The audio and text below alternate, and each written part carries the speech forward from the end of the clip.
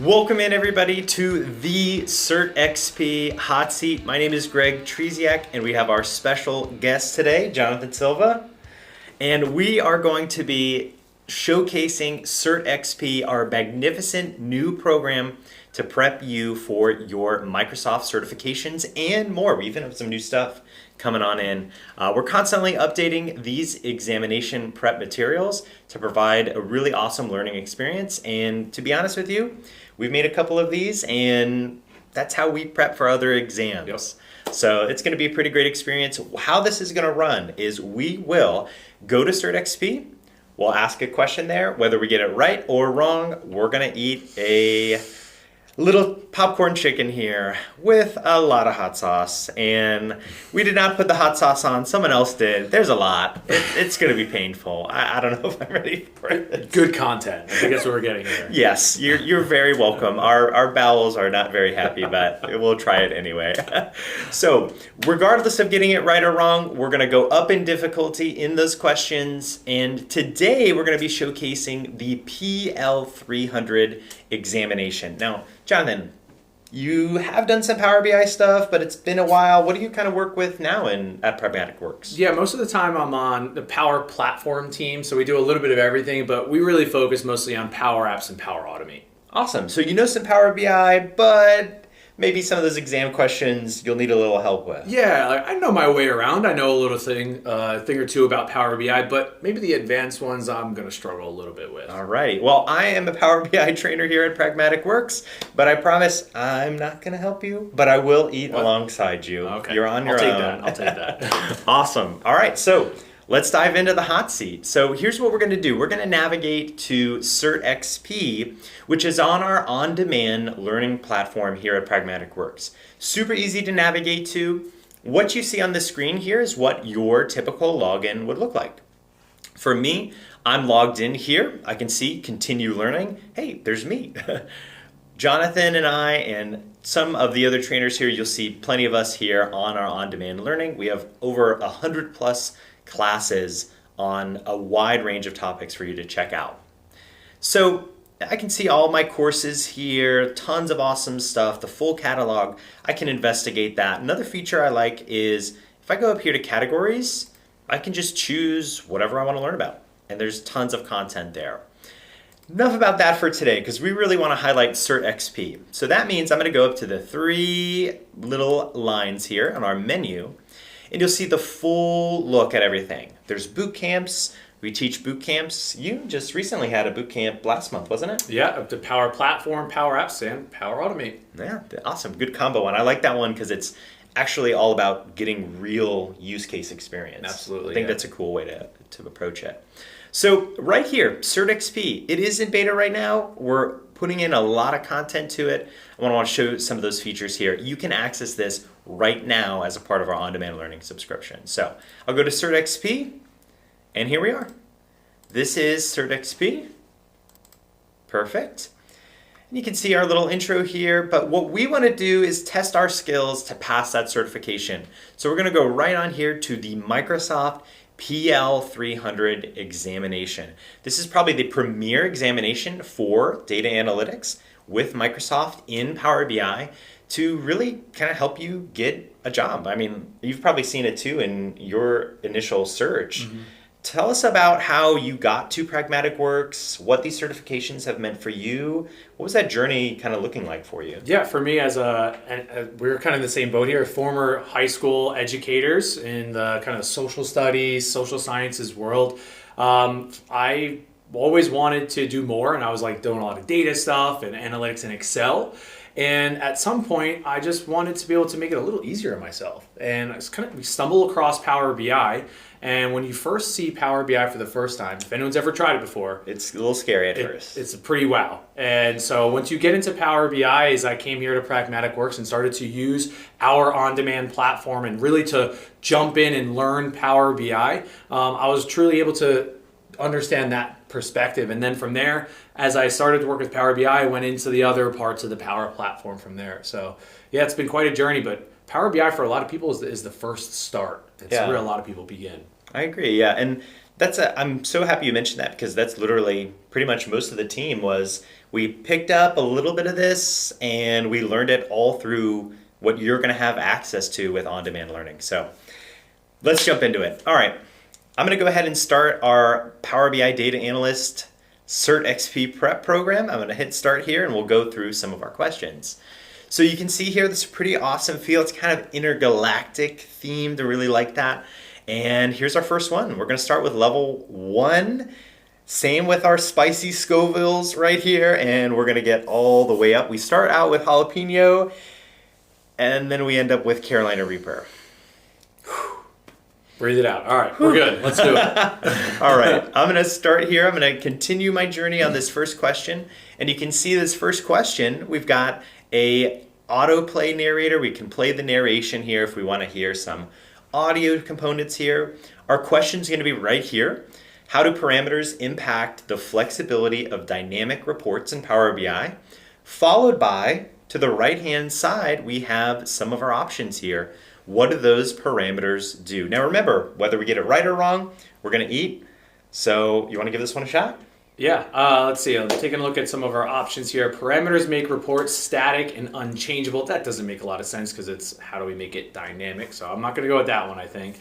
Parameters enable users to filter data dynamically based on their specifications. Parameters automate report generation without user intervention, or parameters allow users to customize the report layout. I'm going to go with the second one. Parameters enable users to filter data dynamically based on their specifications. Here we go. And I'll click it and submit. And? Yeah, you got it right. I love it. One correct. So awesome thing about Cert XP here is you're going to get your answer followed by an explanation. And more often than not, if it's especially a more complicated topic, you're going to get a full explanation video from one of the trainers here at Pragmatic Works. So you constantly know, hey, why did I get this right? Is my logic correct? Or why did I get it wrong? Perfect. So that means time to eat. Let's do it. Let's dive in. All right, grab yours. All right. Mine. So jalapeno to start, level 1. Cheers. Cheers. Let's do it. Not that bad. Nope. Very pleasant. I could do that. I don't know about the others, but I could do that one. I love it. I love it. All right, let's continue on. So, should be upping in difficulty here. And the great thing is as you follow your path, if you have, a little bit of, I'm hitting it. It's hitting me now. what's in the back? So, you're going to get a full explanation too. So as you go through these programs, you're going to know a full list of what you're succeeding at and what you need to study more. That's going to be the ultimate prep tool to get you that certification. All right, so quick question on the spot before we move on. Okay. What's your favorite vacation spot? Ooh, that's a great Your question. mountains, your beach? Where are you going? We live by the beach. I like cold weather for my vacation. So in the mountains, go snowboarding, go skiing with the family, kind of thing. I kind of like doing that. Nice, I love it. Cool. All right, next question here. What happens when you set the storage mode of a table to import in Power BI? Okay, so our options here, the table can be changed to either direct query or dual mode later. The table becomes direct query table. The data is cached and queries are fulfilled from cached data. And the table is automatically set to dual mode. Now, I'm kind of in between two on this one. I think that we can go ahead and change them to either direct query or dual mode later. The cached one is kind of getting me, but I'm going to go for the first one there. Table can be changed. All right, let's do it. Submit. Oh, no. See, I knew it. Yep. That's okay. Well, the great thing about this is you can spotlight here some of the videos we have. We could press play on this video, and it's going to give us an actual explanation of why you got that incorrect. So I really like that feature there. What type of connectivity mode you want to make to this database. Yeah, So we'll get the next one. Yeah. All right. Ready? I think I'm ready. Let's do it. Dig in. This should be here our habanero. Habanero. Cheers. Okay.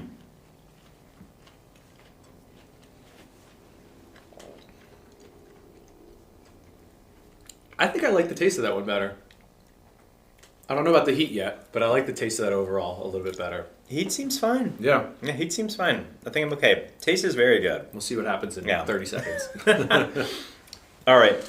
So, speaking of spicy food, are you generally a spicy food eater or not spicy food eater? Yes, I like spicy food. You ask my kids, they're like, hot sauce. They see me pull out hot sauce for breakfast, for different things. I do like spicy foods to a certain degree, probably in like this range here usually. That over there. This side of the list. But yeah, I think so. Cool. Nice. I'm generally a spicy person. Yeah. All right, next question here. Can your data sources categorized as organizational fold into a public data source in Power BI? Only if explicitly configured to do so. It depends on specific permissions, yes, or pretty much flat out no, right? I'll be honest, I'm just going to guess on this one. Okay. Not something I'm super familiar with. I'm going to say no, they can fold into private data sources only. And that's one of the things about some of these examinations is you're going to have some like good broad concepts. You could pick that up. You could watch some YouTube, figure out some things, but to really dive into some of those harder, more difficult, higher level questions, I definitely think CertXP kind of hits that narrative of, okay, I kind of know how to make a dashboard, but can I answer these? I'm not saying they're gotcha questions, but they're just up in difficulty and you really need to know your stuff. So let's give it a shot. Oh, You got what it. a good guess. I love it. I like it. All right, awesome. And again, Nice. you've got that video explanation there too. Yeah, so. perfect. All right, we're on to the next one. All This right, should be let's do our it. Scotch bonnet. Okay, Here we go. let's do it. I think we can do this one. Cheers. Cheers.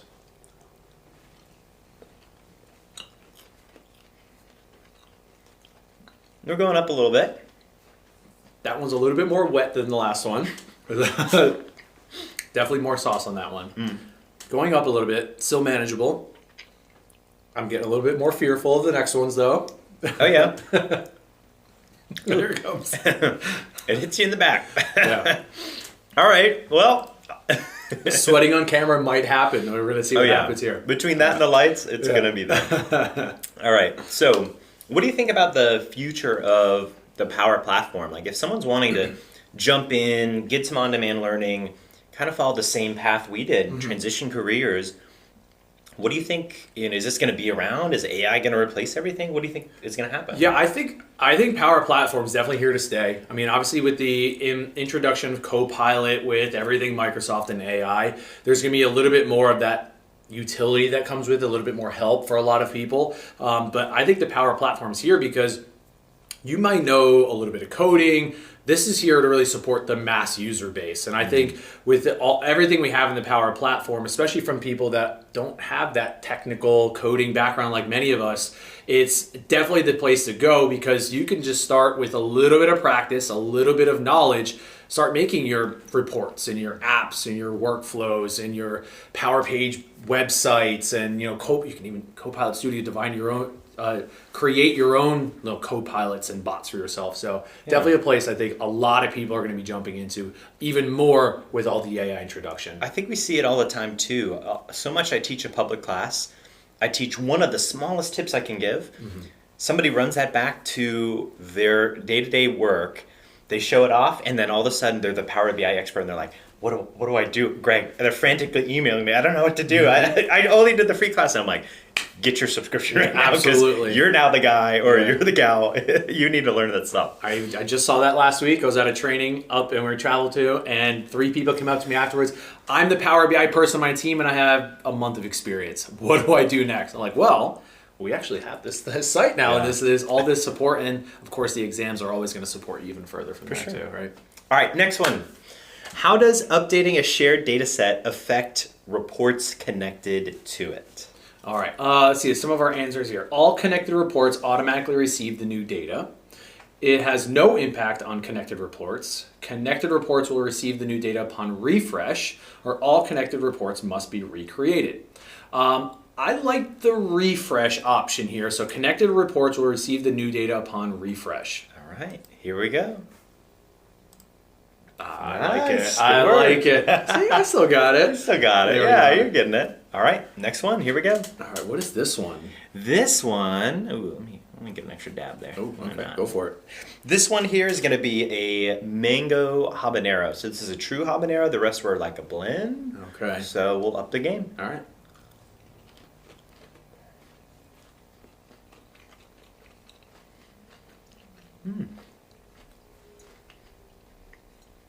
Not too.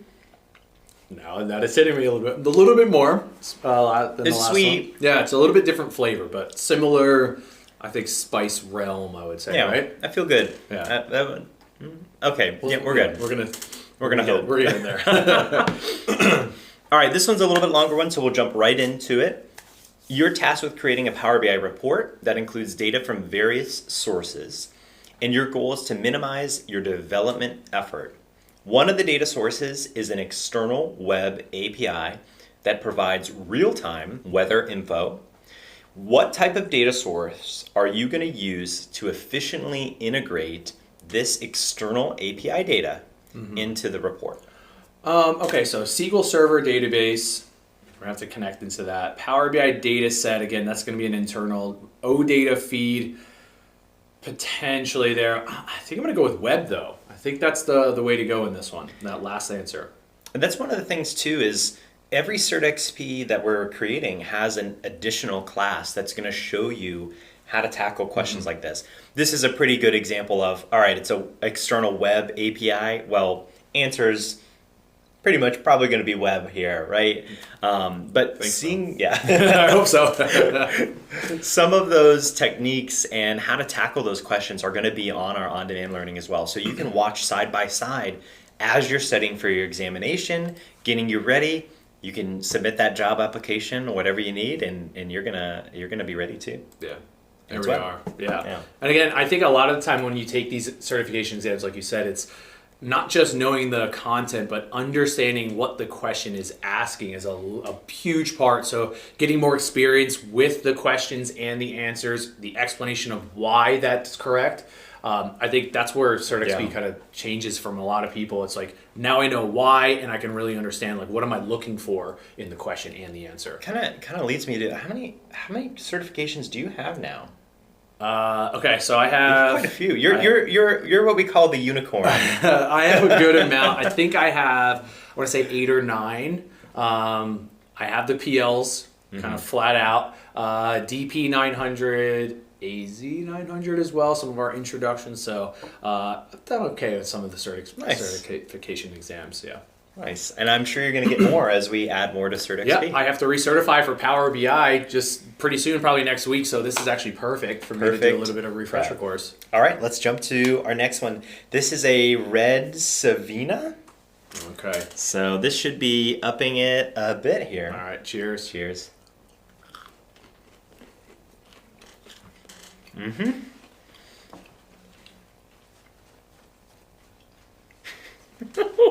That one was immediate. Yeah, you can almost taste it before you like touch it with your tongue. Okay. Yep. Oh. Yep. That. We have milk. Haven't opened it yet. Not I hope yet. everyone's It's noticing good. that. We're doing a really good job. We haven't opened it yet. Yeah. We might have to get there soon though. Okay. Taking a little breather on that one. Okay. So how did you study before CertXP? Kind of what was your methodology and how did you take your success and implement that into making questions for CertXP and other things like that? Yeah, so before CertXP, what I've always done was kind of go to Microsoft kind of homepage, look at their outline of like what's in the course, and then a lot of it's just like they have general, these are the topics, and then just go explore, right? Yeah. You're just kind of like searching through the web or any books or any content that you have. We're lucky here that we have all these courses available. So if it's something, I'm starting to breathe a little bit differently. If it's something that I'm not super familiar with, I'll go find one of our courses. And what I do like about our courses is we have our modules laid out so you can see like what is that actual video or that section covering. So I can sometimes jump right into it if I know that's like what I need to study up on. I like so that too. Most of the time, that's where I go. I like to write down a lot of stuff. So I'll either have like OneNote or a Word document or even handwritten notes of like, these are the things with definitions or these is kind of the learning tree for myself. Having that teacher background, that's kind of how a lot of us kind of tend to do things and for students kind of study that way as well. But now with CertXP, I just go to the exam and that's the best way because you have the questions created that you're likely going to see. Is it going to be exact? Probably not, but it's going to be pretty darn close. Yeah, I think it does a good job of capturing, and there's been some that I've studied for, and I'm like, okay, let's just see what we get. And I felt really prepared for the exams that I was able to take. We've been able to test this out a lot before release and actually get to experience it. And it's another thing, that teacher aspect, everything's scaffold. So like you're going to build up that confidence as you go through. It's not like we're throwing you to the wolves, and you probably see that in the questions here. It's like builds up a little bit, just like our spice. Yeah. Let's get to it.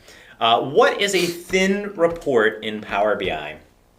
That's a great question. I don't think I've heard that term before. All right, let's go for it. A thin report, a report that loads data from an external source. Sorry, I'm trying to breathe now. A report with limited visualizations, a report without a data set of its own connected live to an existing data set, or a report with basic formatting options. Oh, goodness. I'm thinking, okay, for me, thin is it doesn't have a whole lot of data that's like part of the report. It's maybe just connecting. So I'm going to say a report that's connected live to an existing data set. I'm not confident, but I'm going to go with it. Right here? Yep, that All one. right. Hey, nice. Okay, all right. You got it. I'm going with it. Kind of, you think about it for me in this case, again, this is practice with a lot of these questions, and you see more and more, you get better at dealing with it. When I'm thinking thin, I'm thinking like how much, in my case, it's like weight does the data carry when it comes through it. So That's a good point too. Once you get one done, you know the style and the format. And I think CertXP does a good job of teaching that. The next ones become easier. Like even me, like moving to Power BI into doing a little Power Automate, doing some stuff with SQL, like it feels a lot easier now that I took that first step. And that's probably the biggest step. That's what I like about the on-demand learning is like, let me just dip my toes in and try it out for a little bit, do a month subscription, see what I like, then dive in a little bit more. Yeah. Okay, let's get to it. This is going to be our... This is our Ghost Pepper. Oh, that's exciting. There we go. Million plus Scovilles here. Cheers. All right, this is okay. Oh, yep. I gotta stretch out a little bit. This is gonna be. I know this is not one that's gonna hit me soon. Yep. It's like it's starting to tingle. It's not an immediate, but it's. I'll get into the next question while I'm struggling here. You're working on a Power BI desktop project requiring you to connect to a Couchbase database. However, after searching the list of available data sources in the Get Data dialog box, you do not find an option for the Couchbase DB. Which type of connector should you choose to establish a connection with a Couchbase database? That's a pretty bad burn, but it breathing tastes good. is the hardest part now. That's a good taste. So to be fair, I don't think I've ever come across or experienced working with a Couchbase database. I know it's not MySQL. Definitely not SQL Server. I'm going to go with ODBC, not OLE, but I'm going to go with ODBC here for this connection. Let's get it. That's right. I was hoping. Yeah. Sometimes here's the thing. Power Automate a little bit of the external data source connections, kind of have some of that experience. So again, like as you mentioned, you do a little bit and you start to work within the realm here.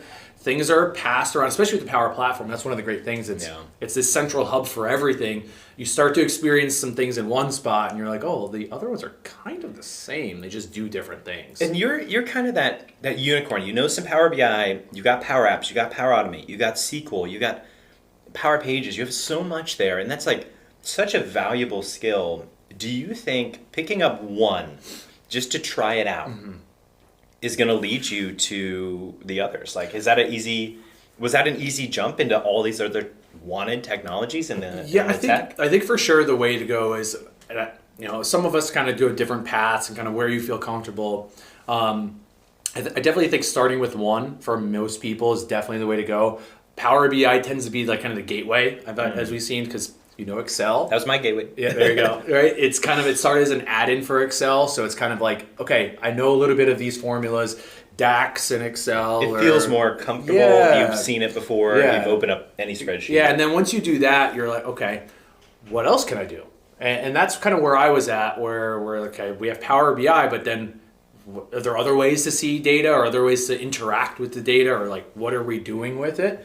And that's, I think for a lot of people, Power Apps is like now I can add data to my report that's connected in Power BI. So you're seeing that like live updates, and then you get all the introduction and everything else in the back end. Yeah, cool. So hey, maybe you can be a unicorn too. I know you can. We've all done it, so. All right.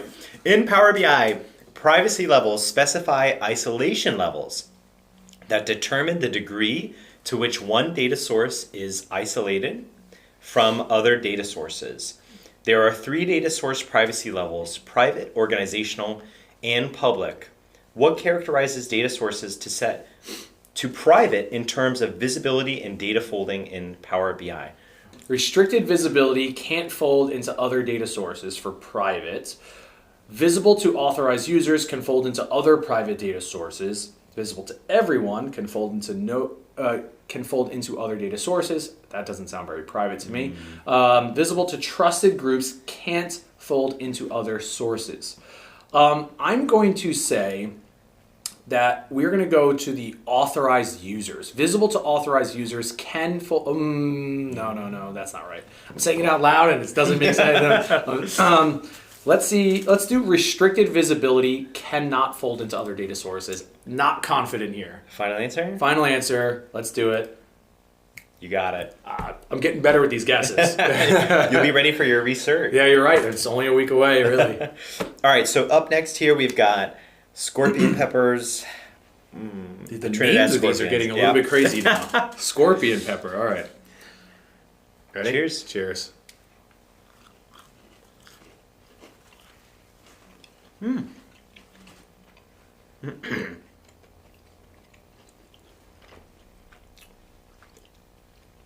kind of like that one. That was good. For now. The more I breathe, it's getting worse. A little slow build. Yeah. So, you're in a lot of the Power App sphere. So let's pivot to that for a second. Okay. What is a feature in Power Apps or something you'd like to add to Power Apps or Power BI that's not there that you think might showcase soon, or you think needs to be added in at some point? Ooh, that's a good question. Power Apps has both of them are just having all the new modernizations coming out, especially with Power Apps with the modern controls. Something I absolutely love. My personal favorite is the tab list. I use it all the time. It's a big one. I really like using those. Wow, that's a really good one. I mean, a lot of what's there is really strong, but sometimes you need to go and work with data sources a little bit differently. There's something in Power Apps called delegation, where it's just not able to pass data back and forth between a service and kind of the way it handles a certain amount of rows on a table. So I wish there was a little bit easier way with working with that, so you don't have to go maybe like a graph API option or another way around it. So maybe that's the way in Power Apps, but Power BI, let's think. I love the maps in Power BI. I really do love those maps. So Me too. Maybe just making them easier to work with sometimes. I agree. A little bit more cleaner in some cases, but the maps are pretty cool. So They are pretty cool. There's a hard limitation on mapping data points, and I think if we had a little bit more, it would help people out a bit, especially if you're working with geographic data. That question just shows me whenever I have an app question, I'm going to book you for a VM, a virtual mentoring session. You know your stuff. All right, last one here, and we're on to our last. Oh gosh, Brian had to throw so much hot sauce on this one. This should be about 2 million Scovilles for us. It's our Carolina Reaper. If you know anything about that pepper, it is pretty spicy. I'm excited for it. So, last one here. What does the storage mode property direct query imply in Power BI? So really, what does direct query mean here for Power BI? So I actually kind of know direct query a little bit, so I will put that out there. But let's see if I can actually get the question correct, because that might be the big kicker here. Data from tables with this setting is always cached. Queries for tables with this setting can only be fulfilled from cached data. It allows queries to be executed directly on the data source, and it can be changed to import or dual later if needed. So direct query, we're usually talking about like working with a SQL Server database and everything's going back to the source. So I'm going to go with that one. Allows queries to be executed directly on the source. Wording here might trick me up. I'm a little bit, there's a lot, they kind of sound similar. So I'll go with like 80% sure on that one. That's fair. That's fair. All right, so let's get to it. I thought I had it. There we are. Awesome. Perfect. All right, let's get into the last, final one here. Our Carolina Reaper. Cheers. Cheers.